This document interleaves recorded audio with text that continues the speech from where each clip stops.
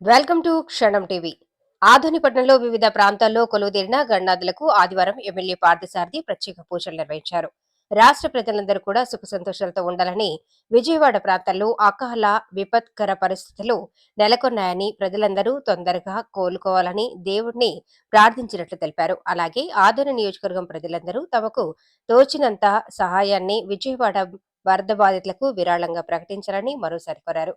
ప్రజలు ఇచ్చే సహాయాన్ని విజయవాడలోని వరద బాధితులు ఎల్లప్పుడూ గుర్తుపెట్టుకుంటారని, ప్రజలందరూ తమకు తోచిన సహాయాన్ని అందించాలని జోలి పట్టుకుని మరోసారి ప్రజలు కోరారు. అలాగే ఆదోని నియోజకవర్గం ప్రజలందరూ సుఖ సంతోషాలతో ఉండాలని, రైతులకు మంచి పంటలు పండాలని ఆ దేవుణ్ణి ప్రార్థించారు. కార్యక్రమంలో బీజేపీ జిల్లా అధ్యక్షులు కొనిగిరి నీలకంఠ, పట్టణ నాయకులు సాయిరాం, శ్రీనివాసచారి, తాయప్ప, మల్లిక తదితరులు పాల్గొన్నారు.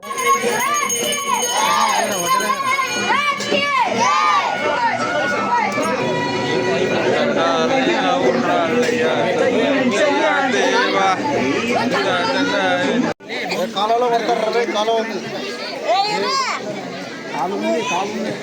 ఓకే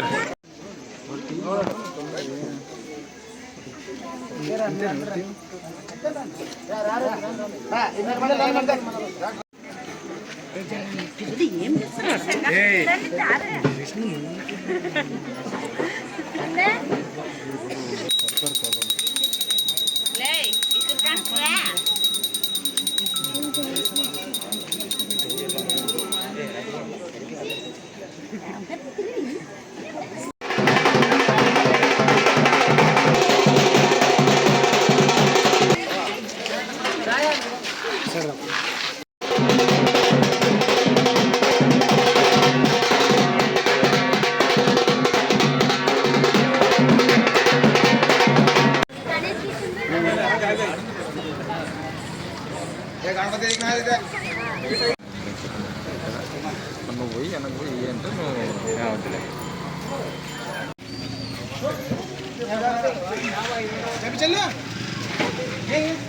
ఎక్కువ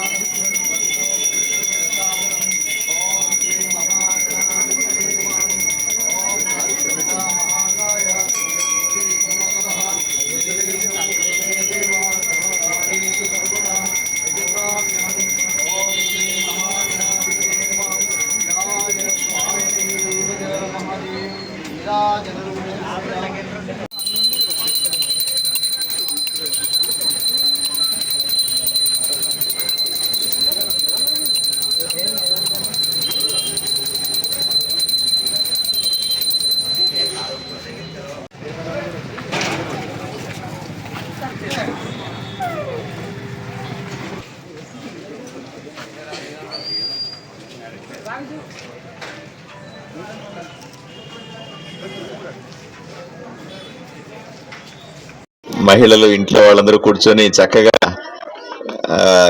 కాలక్షేపం చేస్తూ దేవుణ్ణి కీర్తిస్తా ఉన్నారు. చాలా సంతోషంగా ఉంది. నేను ఈరోజు చాలా పల్లెటూళ్ళలో చాలా వినాయకుల్ని సుమారుగా ఒక 30 మంది వినాయకుల్ని చూశాను.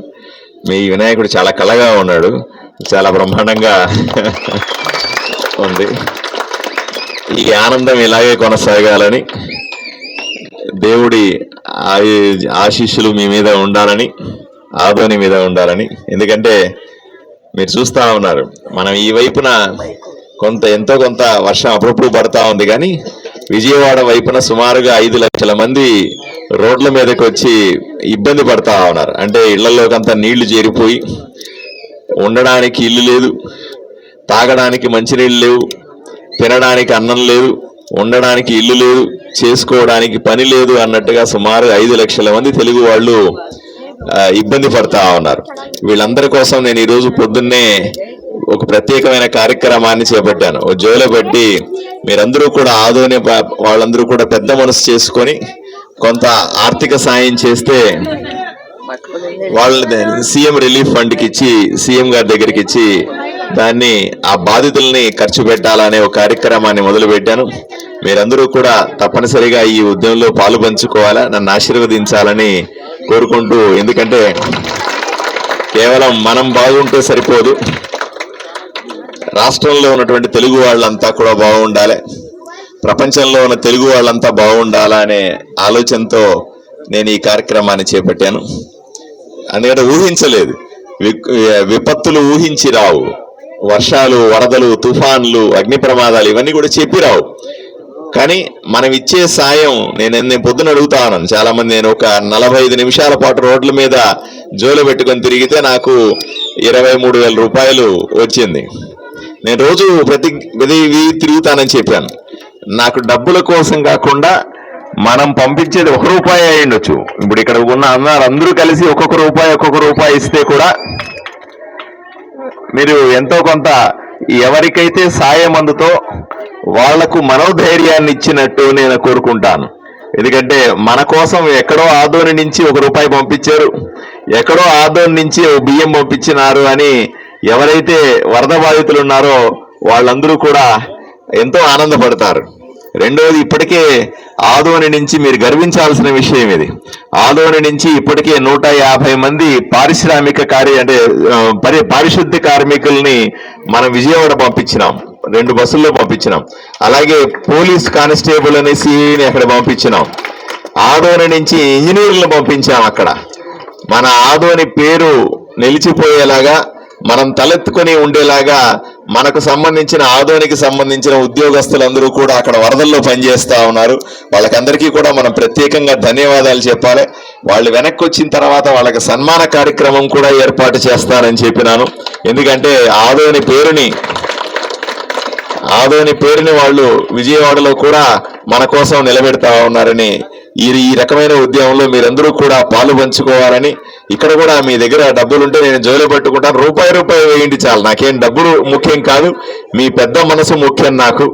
ప్రతి ఒక్కరూ కూడా కష్టాల్లో ఉన్న వాడికి సాయం చేస్తామనే ఆలోచన ముఖ్యమైనదనే ఉద్దేశంతో నేను ఈ ఉద్యమాన్ని చేపట్టాను. దయచేసి మీరందరూ కూడా ఆశీర్వదించాలని నేను కోరుకుంటా ఉన్నాను. నమస్కారం.